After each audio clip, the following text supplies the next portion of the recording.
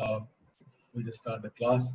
Namo Vishnu Padaya Krishna Pristhaya Bhutale Srimate Bhakti Charu Swaminiti Namine Snigdha Cheta Supne Tavagulam Chara Sabatam Prabhupada Gratdanam Nami Bhakti Charutam Namo Vishnu Padaya Krishna Pristhaya Bhutale Srimate Bhakti Vedanta Swaminiti Namine Namaste Saraswate Dev Gauravani Pracharini Nirvishesha Shunyavadi Parshati Deshapari Jai Shri Krishna Chaitanya Prabhu Nityananda Shri Advaita Gadadhar Srivasadi Gaur Hare Krishna Krishna Krishna Hare Hare Hare Ram Ram Ram. So we'll begin our session. Give me 1 second.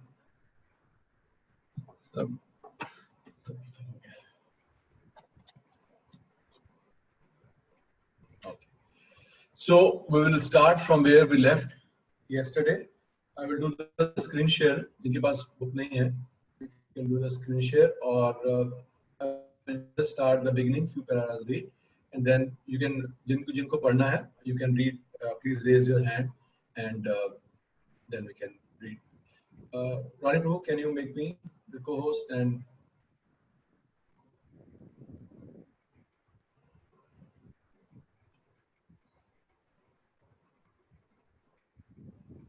Okay.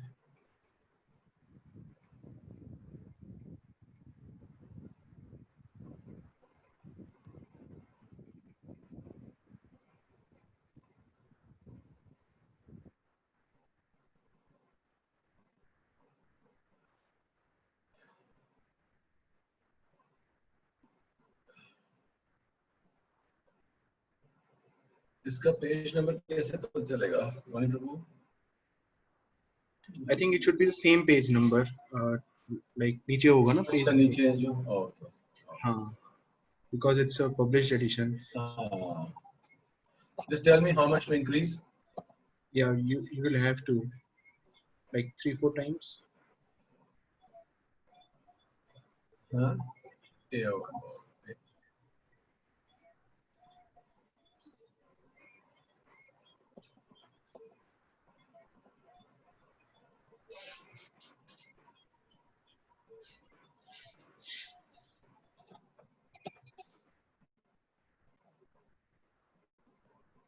देखिए ठीक है.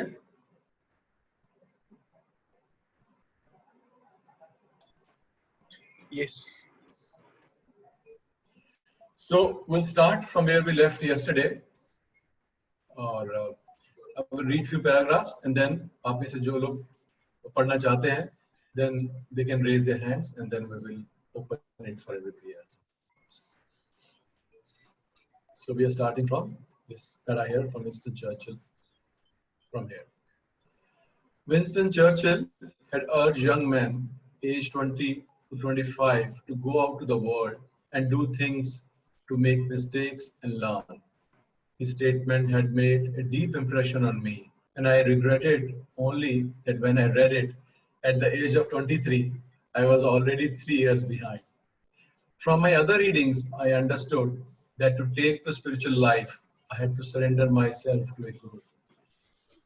And I was convinced that I would find one in India. Bill was the first person to whom I disclosed my plan by letter. He was in America for summer vacation, but when he received my letter, he wrote back immediately, asking that I wait till he returned. I couldn't. I knew. I had made up my mind and did not even reply. But he also wrote to our friends in Hamburg, and when Susan and her German boyfriend Peter heard about my intentions, they tried to dissuade me from going. All I could do was explain to them that the real purpose of life was spiritual emancipation, and that the time had come for me to strive for that goal. They eventually saw my point of view, but they insisted that there at least be a farewell party, and I agreed. So on the following Friday, we all got together at Peter's apartment. Most of our friends attended, and towards the end of the evening, Peter asked me to tell everyone about my plans. I was already feeling sad, as had been true. Wherever I had been, I had found kind, nice people and developed wonderful relationships. I could see how dearly the group valued our friendships and how deep the connections had become. Still, I could see that the relationships were short-lived. We had met, become friends, and were about to part, probably never to meet again. I told my friends how I had always admired the West and how living in Germany and becoming close with the people there, I had been enriched in many ways. I had become aware that despite people's physical differences, we were all closely related. But the most precious gift I had received from the West, I told them, was actually the love and appreciation I had gained for India, for the place I had left behind, the wisdom of India, which I had to come to the West to discover, had made me aware that life in this world was temporary and that the actual purpose of our existence was to conquer death. I was therefore returning to my homeland to go deep within myself, beyond the consciousness of my body, in the solitude of the Himalayas. Before leaving, I had to meet one another group of friends, hitchhiking near Stuttgart on a holiday excursion some months earlier, waiting for a ride on the Autobahn. I had heard honking. A car had stopped just past me and was trying to get my attention. When I had turned, I had seen a man get out and wave. So I had picked up my rucksack, jogged over, and jumped in. The middle-aged couple in the car had started to speak to me in English, but when they learned that I could speak fluent German, they had switched over, and the conversation had taken a more natural flow. I was, they told me, the first hitchhiker they had ever picked up. When I asked why they had stopped, they said they had noticed that I was Indian, which had reminded them of an old friend. They have lived in London for some time and had developed a nice relationship there with an Indian student. So when they had seen me, a young Indian on the road, hitchhiking, an uncommon sight, they had decided to give me a lift. The husband, Walter Bain, was a custom officer. His wife, Marian, had been a school teacher but had given up her job to take care of their two daughters, Kirsten and Astrid. Kirsten was studying Russian and wanted to become a translator.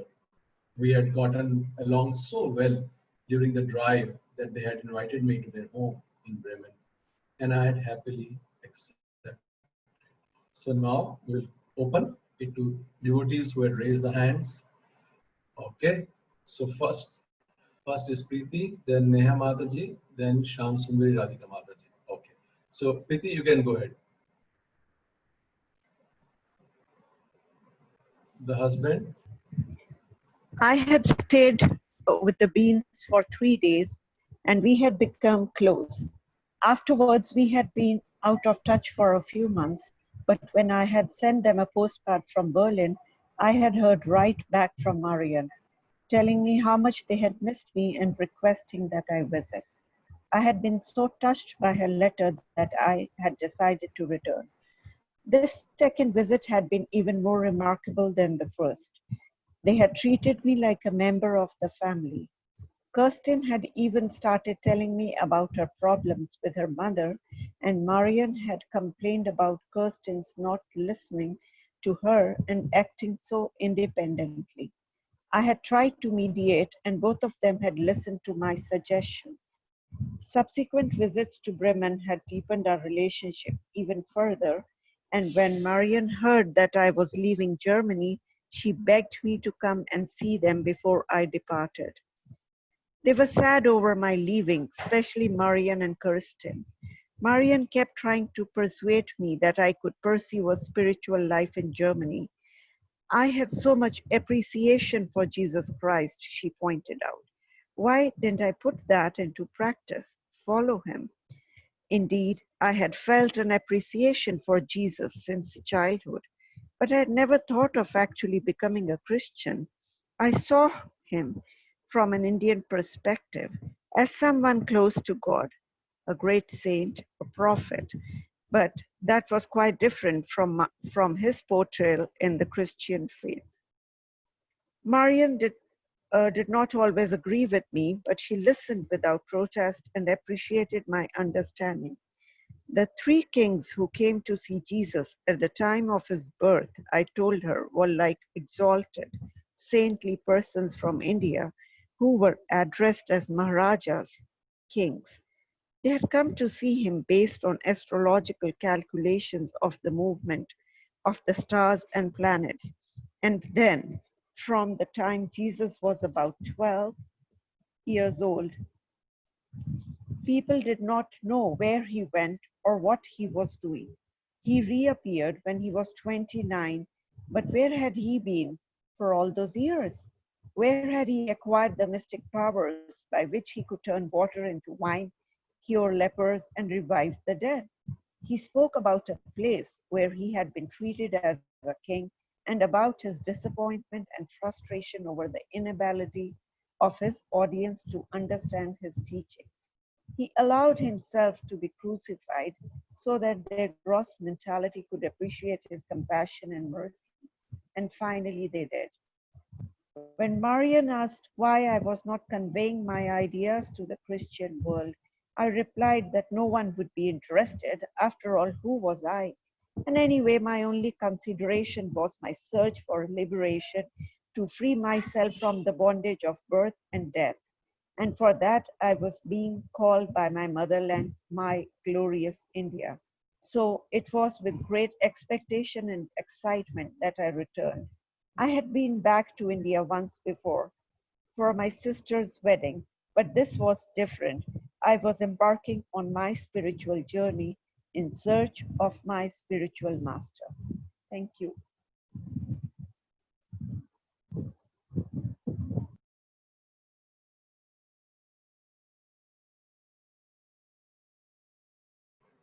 Hare Krishna. Yes, thank you, Mata. So now we'll go to the next one. Next was Neha Mataji.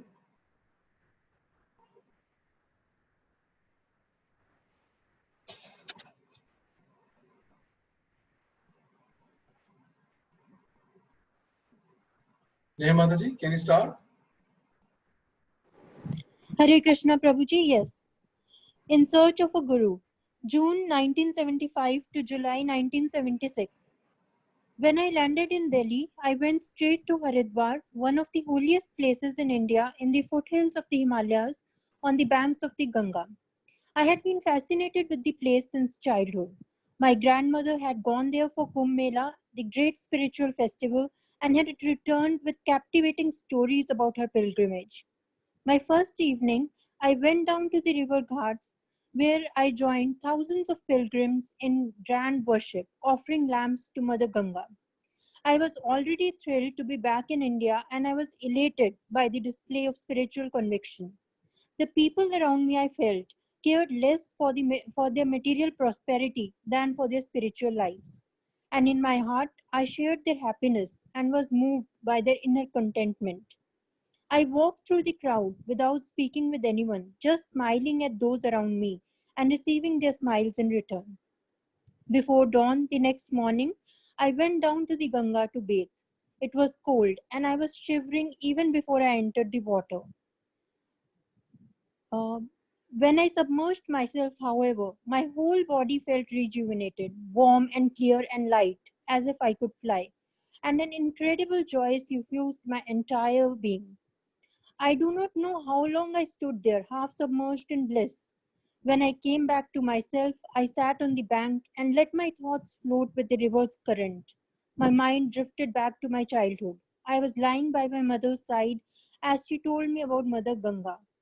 She did not flow from any place on the earth, my mother told me, but came from the heavenly planet Svarglok, brought by Bhagirath, the great grandson of the illustrious King Sagar. When King Sagar performed a horse sacrifice, Indra, the king of heaven, became worried that Sagar might take away his throne with the power he would gain from his sacrifice. So he stole the horse, took it to a lower planetary system, and tied it to a tree next to the ashram of Kapila Muni, an incarnation of the Supreme Lord. King Sagar had two wives, Sumati and Kesini. He had 64,000 sons from Sumati, and they searched everywhere for the horse. They dug up the surface of the earth, creating a great trench that became known as the Sagar, the ocean. Eventually, they came to Kapila Muni's ashram, and seeing the horse tied up to a tree, they thought that Kapila Muni must have stolen it. With this offensive understanding, they tried to attack the sage. His meditation interrupted, Kapila Muni opened his eyes, and as a result of his glance, King Sagar's 64,000 sons were burned to ashes. Hare Krishna.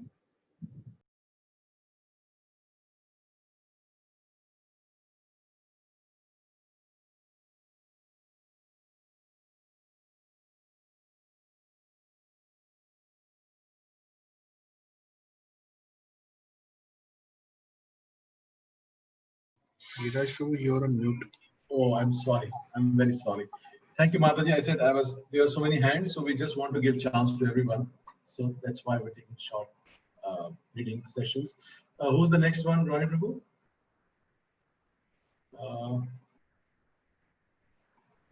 One second. Okay. Next is Sham Sundari Radhika Mataji. Hare Krishna Prabhuji, Dandavat Pranam. Hare Krishna. Dandavat Pranam. King Sagara had another son, Asamanjasa, from his wife Keshini, and Asamanjana's sons Amshuman also went in search of the horse and eventually came to the ashrama of Kapila Muni. When Amshuman saw the horse and the pile of ashes, he understood what had happened and, recognizing Kapila Muni's exalted position, offered him prayers. Pleased Kapila Muni instructed Amshuman that his 64,000 uncles could all be delivered by water from the Ganga flowing in Svargaloka. Amshuman performed great austerities to bring the Ganga down to the earth from the heavenly planets, but he could not do it. And after his death, his son Dipila tried to bring the Ganga to this material world, but he also failed. Finally, Dipila's son Bhagiratha was able to bring the Ganga to earth by practicing great austerity and penance. Mother Ganga appeared before Bhagiratha and offered him a benediction. When Bhagiratha told her he wanted her to come down to earth to deliver his forefathers, she said that if she were to descend from the heavens to earth, she would pierce through the earth and end up in the lower regions of the universe. To prevent this, someone would have to bear the force of her fall. Bhagiratha told Mother Ganga that Lord Shiva could bear such a force. Once again, he performed great austerities, and as a result, Lord Shiva agreed to bear Mother Ganga's fall on his head. This, my mother told me, and was how the holiest of all rivers, Mother Ganga, came to earth from the heavenly planets and delivered the fallen souls. This childhood tale now became for me a profound and glorious reality. I was grateful to be back in my holy motherland, which had been graced with so many spiritual benedictions.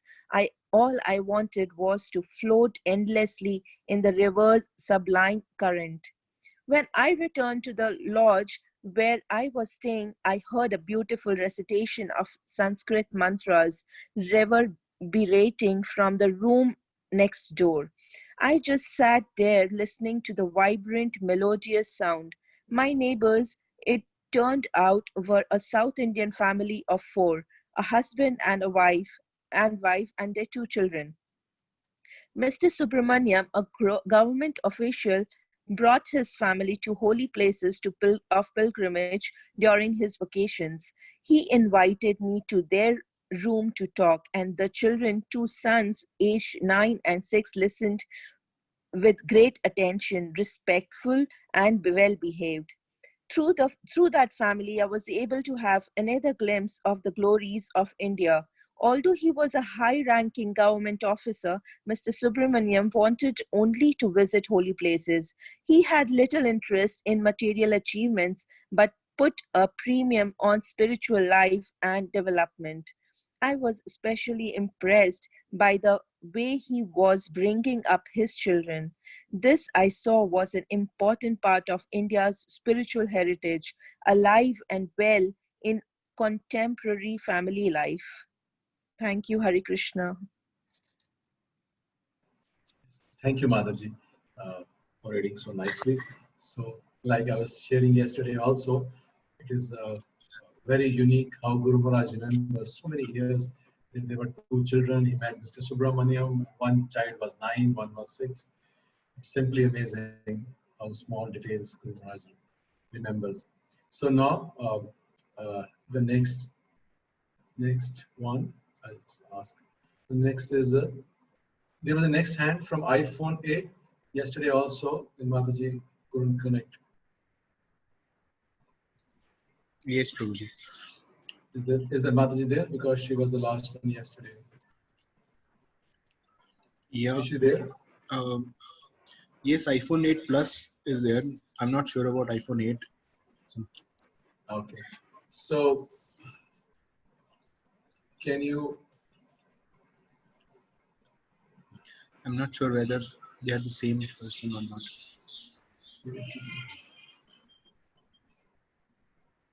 Because the video is also off. Okay, so we'll take maybe the next one.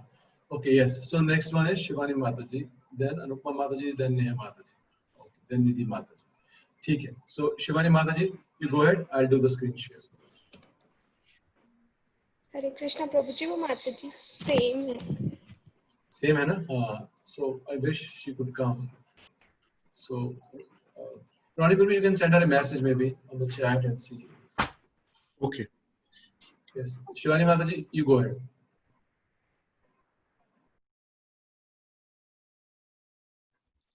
I think they raised hand.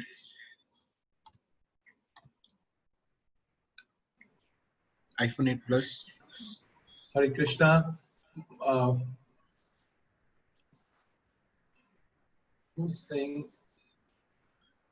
Hare Krishna. Jiraj Prabhu. Yes, ma'am. So, is it Shivani or is it iPhone 8 Plus turn? So iPhone 8 Plus. Ask your Mataji. Hare Krishna Mataji. Yes, Prabhuji. Hare Krishna. Yes, Thank you for yes, giving me a please chance. come. Yes.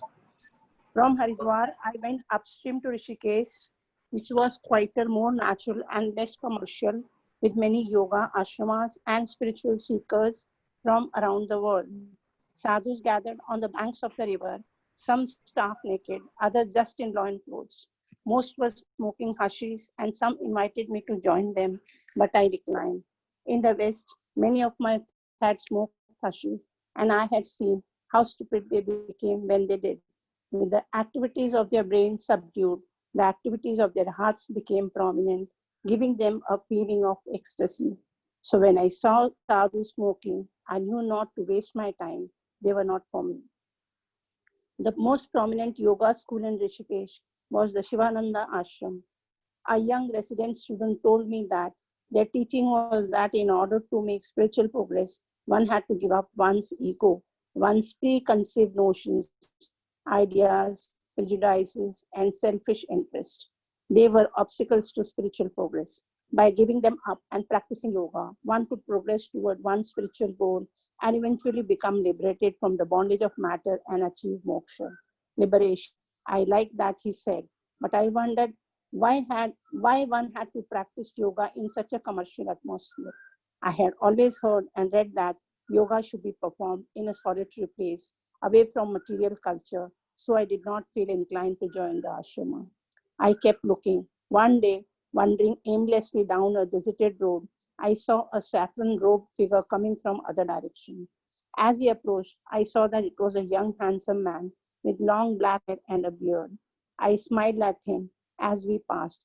He responded with a gentle smile of his own. We stopped and exchanged greetings, then walked for some distance together. Before he suggested we sit on the river bank and talk. He was from Punjab. He said his father was a cloth merchant, but he had not been interested in a life of commerce.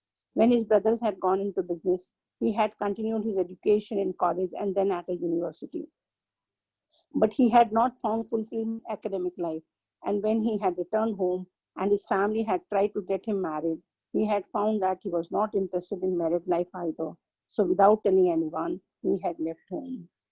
After traveling to various places of pilgrimage, the man had landed Rishikesh in the ashrama of his family's guru and had been living there ever since. When I asked about his guru's teaching, he said that their path was human welfare and meditation. The external mission was to help others, the world's sufferings and poor. Their internal activity was to meditate, to become one with the spiritual light. When he heard that I had returned to India to pursue spiritual life, he became excited and suggested that I could stay in their ashramas and practice there. I thanked but declined his offer, explaining that I wanted to explore and see more of the spiritual landscape. From Rishikesh, I traveled through the Himalayas to Devprayag, Aloknanda, Rudraprayag, and finally Joshimath. I wanted to continue on to Badrinath, but winter was approaching and the road had been closed. Considering Joshimath's altitude, over 6,000 feet, it was not very cold and I liked its beautiful atmosphere, so I decided to stay. In Joshimath, I became friends with the manager of my guest house, who became entrance, who would entrance me with stories of the area's saintly personalities. One day, he told me about an American couple who were living high up in the mountains. They had been there meditating at least 2 years, only rarely coming down from their retreat. I wanted to meet them, I said, but he told me that they did not meet anybody. If anyone approached, they would chase him away. Still, I insisted they probably would not mind meeting me since I was a seeker too and could benefit from their experience. They had a close connection with the doctor, the manager said. He sometimes visited the couple. Maybe he would take me with him. Dr. Lal turned out to be a middle-aged, respectable-looking gentleman. When I asked him about the American couple, he told me they were named Lawrence and Colette and were from California. They were serious in their practice and had found the area to be conducive to meditation. They had arranged for money to be sent to him periodically from America, and he supplied them weekly with provisions. Generally, he sent the supplies through his servants, but since I was so keen to meet them, he would take me there himself. I, I was thrilled to have the opportunity to enter into a remote corner of the Himalayas and meet these unusual people who had dedicated themselves so fully to their spiritual purpose, what they had cut themselves off from the rest of the world. So one morning, we set out. Outside town, we came to a narrow path, which turned into an almost invisible trail that eventually led to the ruins of a temple. Dr. Lal asked me to wait, and then he entered. Standing alone, I could see the sparkling white mountaintops stretching from one end of the horizon to the other. All around me, the hills were changing colors and the season, a festival of greens, yellows, purples, and reds. Songbirds called from the trees, and water streamed down from the side of the mountain and settled in cold, shimmering pools. I cupped my palms under a small waterfall and drank. It was nectar, better than anything I had ever tasted. The place was exquisitely beautiful. I could understand why the couple had selected it for their meditation to achieve the goal of life, freedom from the bondage of this material world. I wondered at the depth of their commitment to their spiritual quest, which had drawn them from their homes in California to this holy site in the Himalayas on the other side of the world. I was Thank you, awakened. Mataji. Thank you, Mataji. Thank you, Prabhuji. Thank you very much It for is, giving me a turn to be. no, it was our good fortune to have you here, Mataji. So, okay, now next one is Shivani Mataji, please.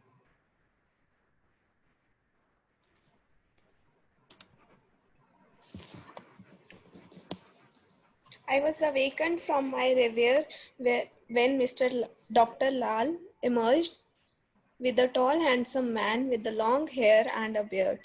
The man smiled at me, folded his hands together, and said Namaste. He introduced himself as Chitananda, a name I thought that must have been given to him by his spiritual master. The three of us sat on the boulder facing the broad expanse of the mountains. I apologized for intruding into the sadhana, his meditative practice. I had many American friends, I told him, like him, I had traveled through the Middle East and Europe and had spent a few years in Germany, but I had returned to India in search of spiritual wisdom. I had not been able to really start my spiritual life. However, I am still looking for a guru. I wanted to gain insight from his pilgrimage in the mountains and his life practicing meditation in such a solitary place. Chitananda told me that he was from Southern California. In the late 60s, he had been involved in the American counterculture and had decided to come to India to explore her spiritual culture. After traveling through Goa, Banaras, and other places of pilgrimage, he had come to Himalayas, where he had met his guru. He had lived with his girlfriend in his guru's ashram, learning the process of yoga meditation. But when his guru tried to seduce her, they lost faith in him and left. Chitananda was not so much angry as disappointed. His guru had often spoke about the importance of celibacy in practicing yoga. He had explained how the Kundalini energy arose from Muladhara chakra at the base of the spine and penetrated through Hare Krishna and penetrated through different chakras to the Sahasra chakra, the thousand petaled or crown chakra at the top of head. How that was the way one achieved samadhi, fully matured meditation. In spite of all his instruction, however, he had approached his student who treated him like her father for sex. Although Chitananda had left the ashram, he still considered the man to be his guru because he had taught him so much about the science of yoga. After leaving, Chitananda had not known where to go. But one thing he had been sure of was that he wanted to stay in India and continue his spiritual practice. He had already reached the stage where he could practice on his own. So he had gone up to Badrinath and stayed there throughout the summer. In the winter, he had come down to Joshimath. Thank you, Prabhuji. Hare Krishna. Thank you, Mataji. We have so many raised hands. So I just want to. Okay, so one, we are just inviting the guests more first. Yes, Parul Patel, Mataji.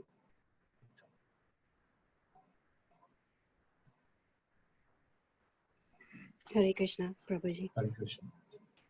Then he had found his spot, the old temple in the middle of the mountains, and decided to move there and practice his sadhana. He did not keep a watch or calendar, so he did not know exactly how long he had been there. But he knew that it had been quite a while. Time was passing, but outside his awareness. Dr. Lal said that he had known Chitananda for more than 2 years, but that Chidananda had been living at the temple ruins before they met. At first, Chidananda would occasionally go down to the market to get provisions, but Dr. Lal had recently been taking care of the couple's supplies.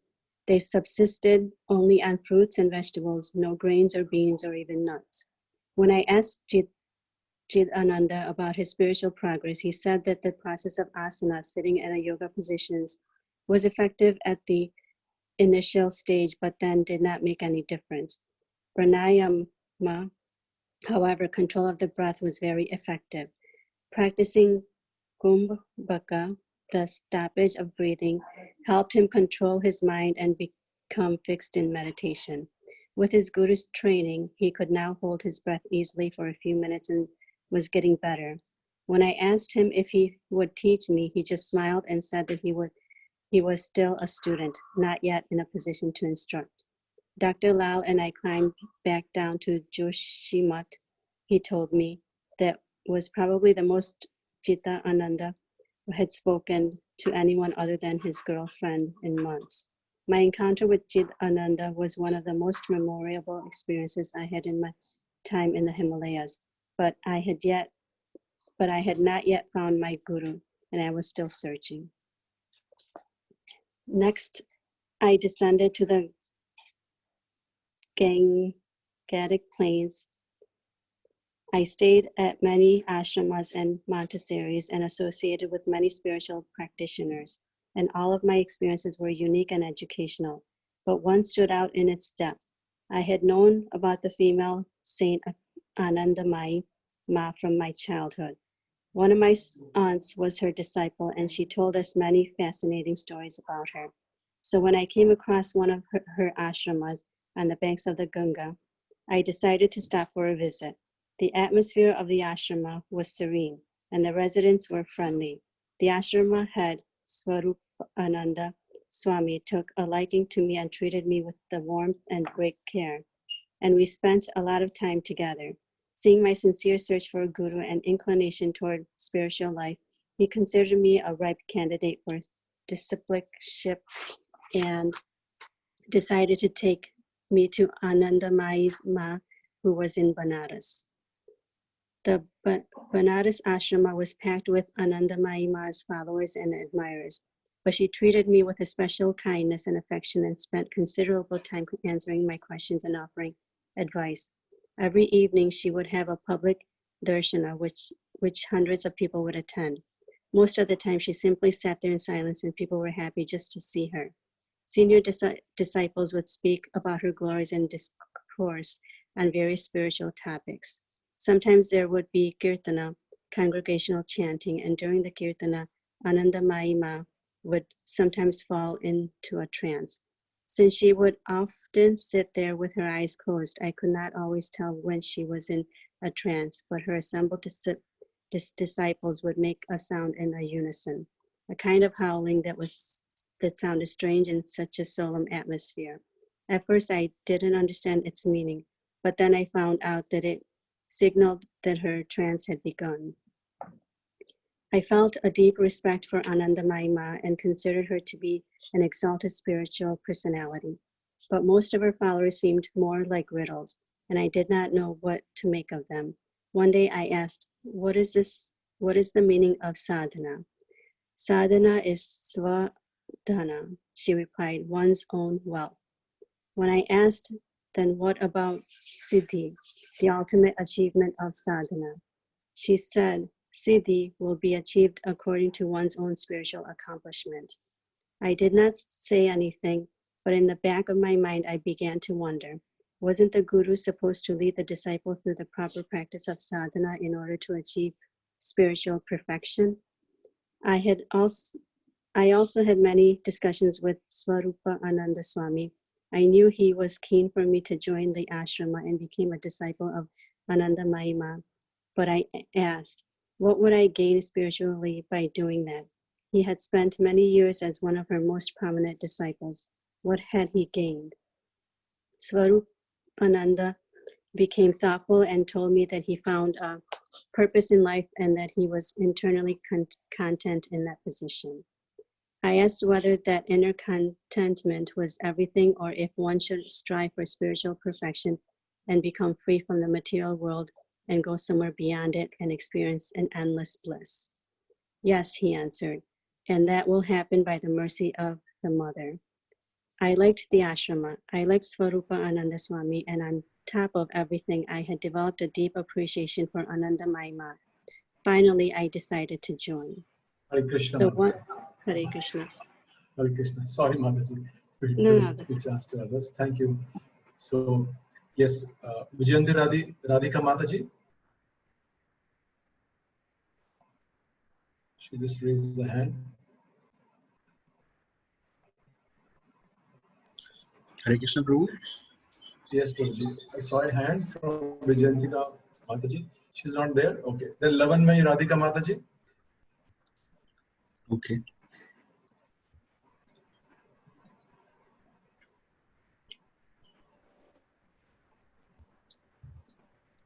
Hare Krishna. Hare Krishna Mataji. Dandavat Pranam Prabhu. Jai Shila Prabhu. Jai Shila. Jai Gurudev.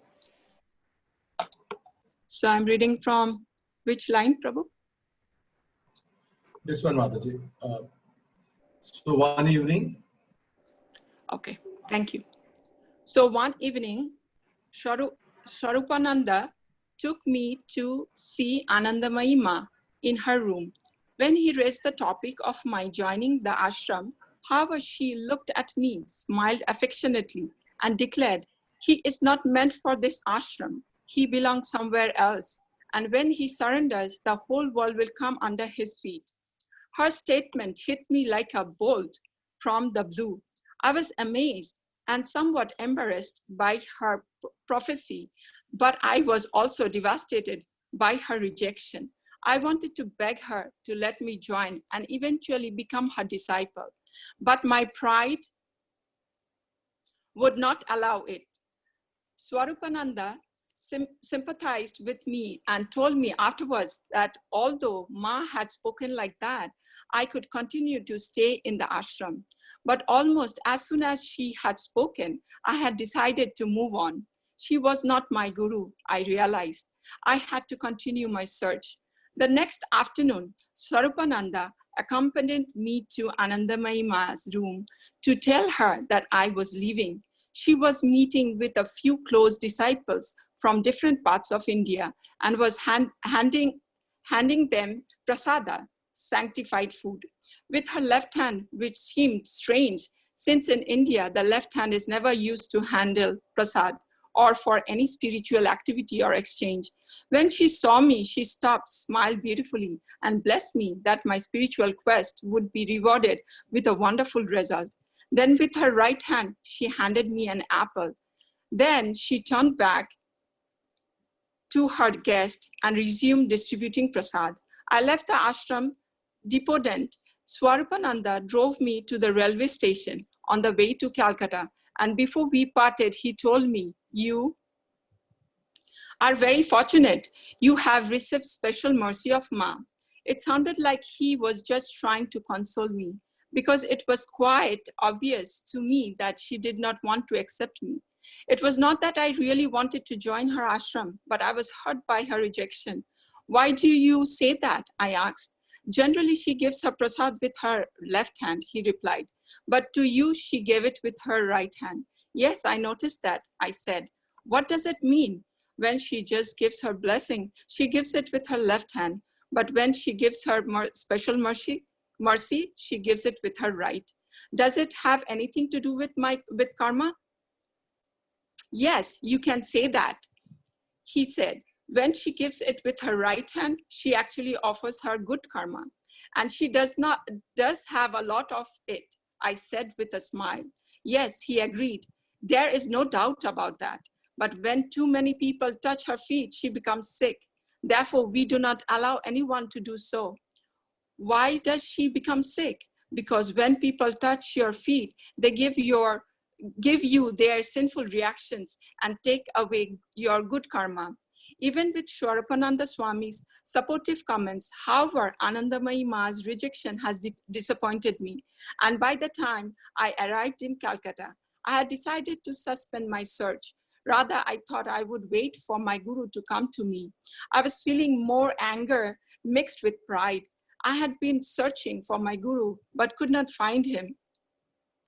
Did I really have one? If I did, I considered I would let him come and find me. I was not going to search for him anymore. Shortly thereafter, I received a letter from Mark saying that he was coming to Calcutta to meet me. When he arrived, I was happy to see him and brought him to my father's home where I was staying. He had changed quite a bit, though not only in his appearance, but also in his attitude. Previously, he had been so averse to smoking that when we were hitchhiking, he would sometimes ask the driver to put out his cigarette. I would tell him that he should be grateful for his kindness and not be so demanding, but he had argued that he would rather be asked to leave the car than be surrounded by cigarette smoke. Now I discovered he had not only started to smoke cigarette, but was also smoking hashish. One day when Mark and I were sitting on a lakeside bench, he told me that he had come to India to get a supply of hashish and marijuana. He was working with a group in the UK, but he needed a steady supply from India and Nepal. He proposed that I become his partner, taking care of his supply. I was shocked and hoped that he was joking. But when I saw he was not, I refused. I was relieved when he simply accepted my response, and we agreed to go trekking together in Nepal. I tried to make it a condition that he would not indulge in hashish or marijuana during the trip, but finally we agreed that he could, but only in the evenings after the trek.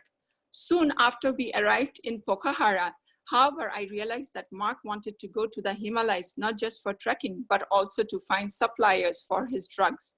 Still, we trekked for 10 days or so, all the way to Annapurna base camp. When we returned to Calcutta, I introduced Mark to some of my friends. But when I found out that he was trying to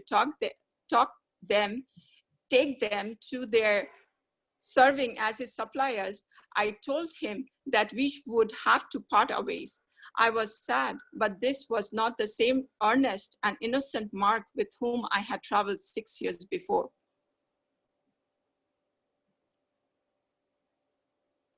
The Nectar of Devotion, July 1976 to January 1977. This period in Calcutta was among the most difficult of my life.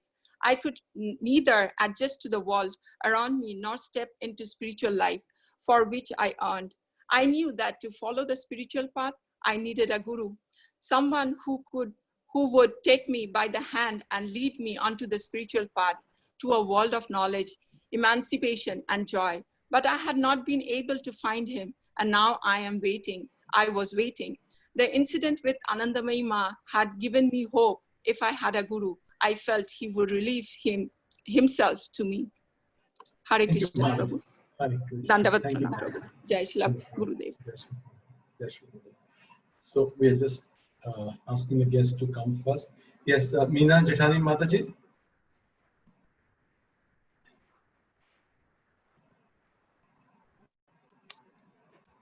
Hare Krishna Prabhu, please accept Hare my Krishna. humble obeisances. All glory to Srila Prabhupada, all glory to Srila Bhakti Charusami Maharaj. So I'm going to read from one evening. Yes, No. Mataji. Yes, Mataji. Okay. One evening, I received a visit from my old friend Prasanna. I was happy to see him, but he looked different. The Prasanna I remembered had long hair and dressed in Western clothes, but now his head was shaven and he wore a dhoti and kurta. I knew that in Germany he had become a devotee of Krishna in the International Society for Krishna Consciousness, ISKCON. So his change of appearance didn't shock me, but the glow from his face was striking. His whole demeanor radiated peace and tranquility. What I had first heard that Prasanna and his German girlfriend, Cornelia, had joined ISKCON. I had not taken it seriously since he and I had not had a very pleasant experience when we had visited the ISKCON temple in Hamburg. As I had been coming out of the university canteen one day, I had seen a group of young Westerners, the women dressed in saris and the men in dhoti and kurtas chanting and dancing. The sight had delighted me, but it had also made me long for home. I was far from Calcutta, and these young men and women dressed in traditional Indian attire had filled me with pride for my culture. One of them was giving out magazines, and I walked up to him and bought one, and we talked. He told me about their mission and invited me to their temple, just a subway stop from the university. I had visited and befriended some of them, and when I had shared my experience with Prasanna, he and I visited the temple together a few times. Once we were talking to one of the American devotees there, and because we were doing most of the talking, another devotee there, and because we were doing most of the talking, another devotee who may not have liked that we were talking more than listening, started to criticize us, saying that Buddha was a swindler and Ramakrishna, a popular spiritual personage from Bengal, was a cheat.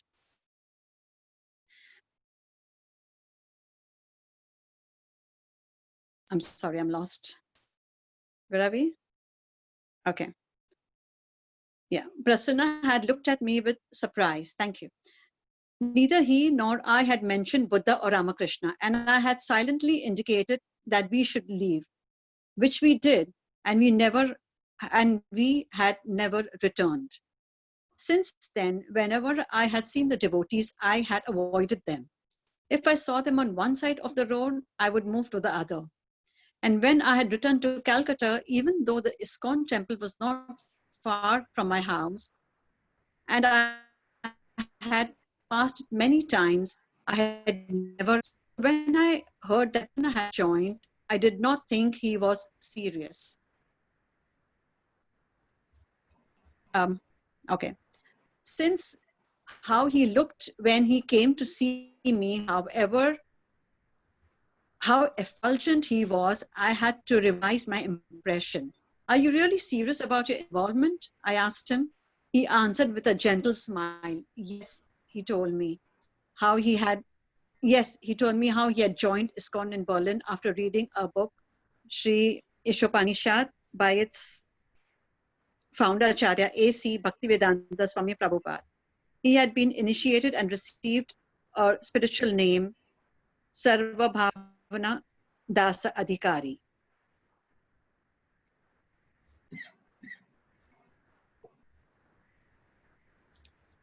Now he had returned to help the Krishna conscious movement in India and was serving as vice president of the temple in New Delhi. He invited me to go to Delhi, but I remained non-committal. He did not try to persuade me or preach to me. We just spoke and enjoyed each other's association. I was impressed with the life Sarva Bhavana was leading, abstaining from meat eating, intoxication, sex, and gambling. But what impressed me most was his love and respect for his guru, whom he called Srila Prabhupada. When Sarva Bhavana spoke about him, his eyes lit up and his face radiated joy.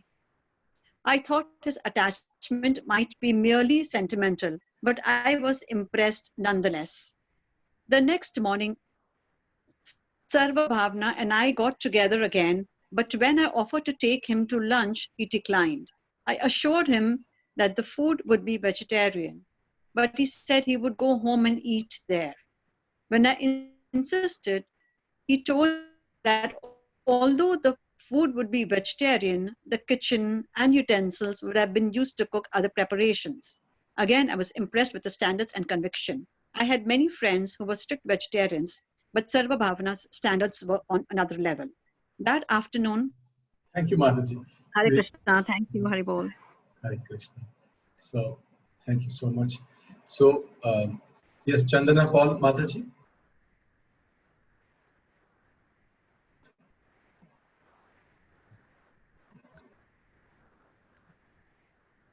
Hare Krishna, Hare Krishna. Please accept my humble obeisances.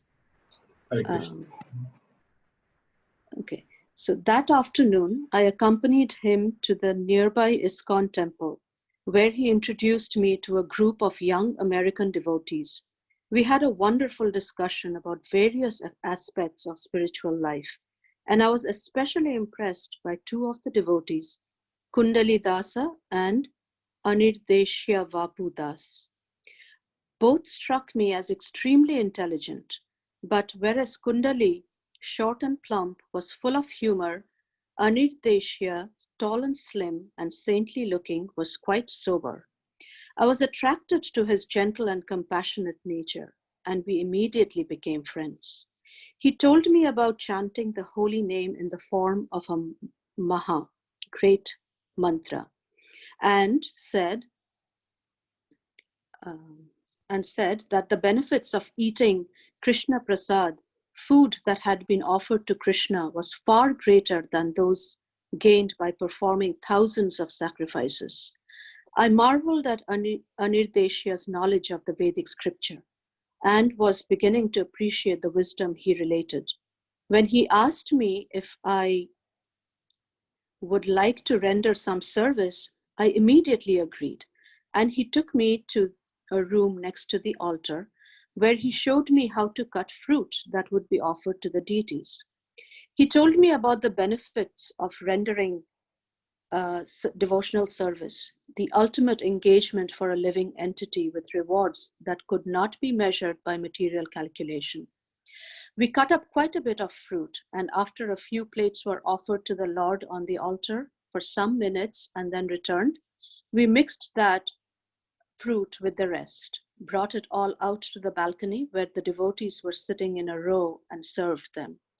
Anirdeshya then made a plate for me and another for himself, and we sat together and ate while he described how the Krishna consciousness movement could solve the world's problems by delivering the suffering, conditioned souls back home to serve the Lord.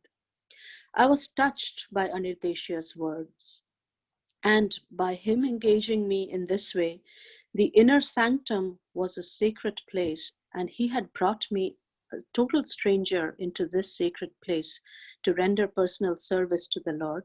I savored his every word.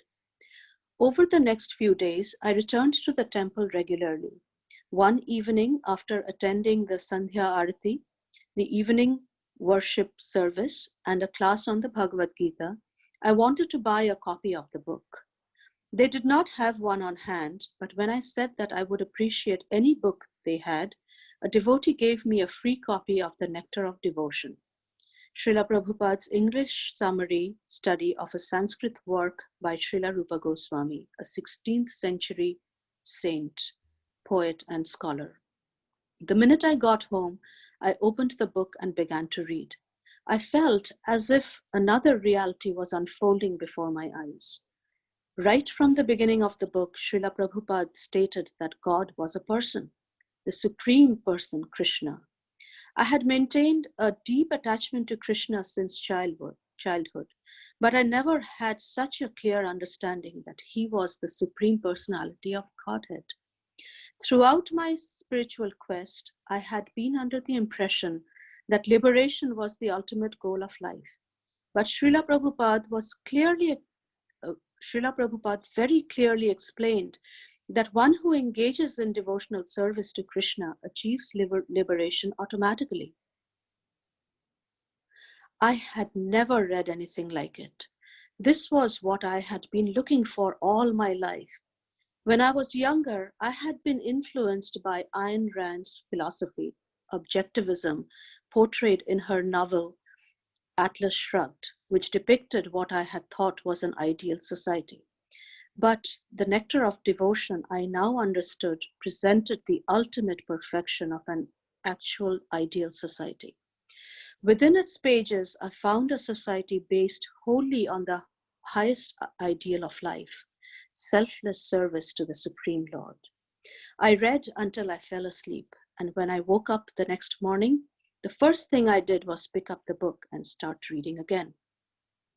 Srila Prabhupada explained that there are 5 kinds of liberation: becoming one with the Lord, living with the Lord on the same planet, having the same features as the Lord, enjoying the same opulences as the Lord, and living as the Lord's companion. But such liberation, Prabhupada pointed out, had no attraction for a devotee engaged in serving the Lord. Devotional service yielded a far greater joy. Everything was becoming clearer. And the more I read, the more absorbed I became. I lamented having wasted so many years searching without even knowing what I was searching for. Srila Prabhupada was answering all my questions perfectly. He explained the cause of our suffering and showed the way out. I could not put the book down. I read all day, and that night I dreamed of Srila Prabhupada. He was sitting on a throne-like seat, and a brilliant light emanated from his body.